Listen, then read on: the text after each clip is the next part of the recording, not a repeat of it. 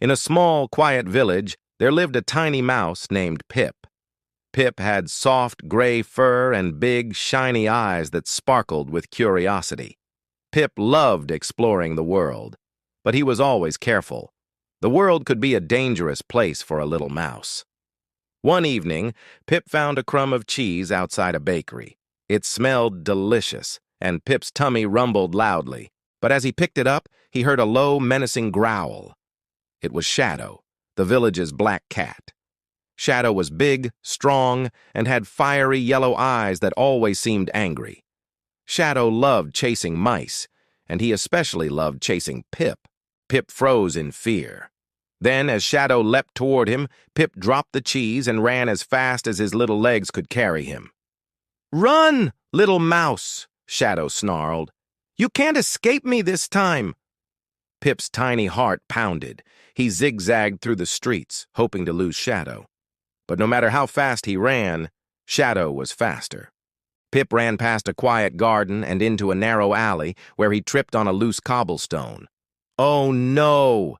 Pip squeaked, looking up at Shadow's sharp claws.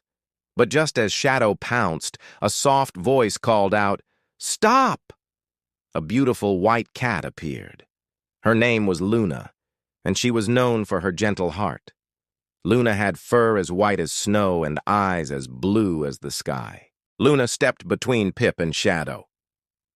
"Leave the little mouse alone," she said firmly. "Why should I?" growled Shadow, his claws digging into the ground. "Mice are pests, and I'm hungry." Luna stood tall, her tail swishing behind her. "This mouse has done nothing wrong," she said. "He's just trying to live like you and me." Shadow hissed, "Stay out of my way, Luna, or you'll regret it." But Luna didn't back down. Shadow growled, but after a moment he turned and stalked away. "This isn't over," he muttered. Pip looked up at Luna with wide, grateful eyes. "Thank you," he whispered. "You saved me." From that day on, Luna and Pip became the best of friends. Luna let Pip stay in her cozy little home, a warm attic filled with soft blankets and gentle sunlight. Pip loved spending time with Luna. She would tell him stories about the stars, and he would make her laugh with his funny little dances. Luna always protected Pip, and Pip trusted her completely, but Shadow hadn't forgotten about Pip. One stormy night, Shadow crept into the attic. The rain pounded against the roof, and the wind howled. Pip was fast asleep in his little nest when he heard a noise. He opened his eyes and saw Shadow's yellow eyes glowing in the dark. "There you are, little mouse," Shadow growled. Pip tried to run, but Shadow was too quick. He cornered Pip near the window. "Luna can't save you now," Shadow said, raising his paw. Suddenly there was a loud crash of thunder, and the window burst open. The wind swept into the room, knocking over a lantern. The lantern fell to the floor, and a small fire started to spread. "Help!" Pip squeaked, trapped between the flames and Shadow. Shadow froze, unsure of what to do. Just then, Luna burst into the room.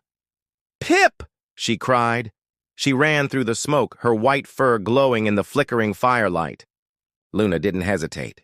She leapt over the fire and scooped Pip up in her mouth. Then, with all her strength, she jumped out of the window and onto the garden below. Outside, the rain poured down, quickly putting out the flames on Luna's fur. She placed Pip gently on the ground and checked him for injuries. "Are you okay, Pip?" Luna asked, her voice shaking. "I'm fine," Pip said, tears streaming down his face. "But you're hurt." Luna's fur was singed, and she had a small burn on her paw. But she smiled and said, "It's nothing. I'm just glad you're safe." Shadow had followed them out of the house. He stood in the rain, looking at Luna and Pip.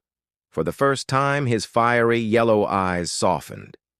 "You risked everything for a little mouse," Shadow said quietly. "Yes," Luna said, her voice calm, "because every life is precious." Shadow looked down at his paws. He thought about how he had chased Pip and how Luna had been so brave. He felt something he hadn't felt in a long time.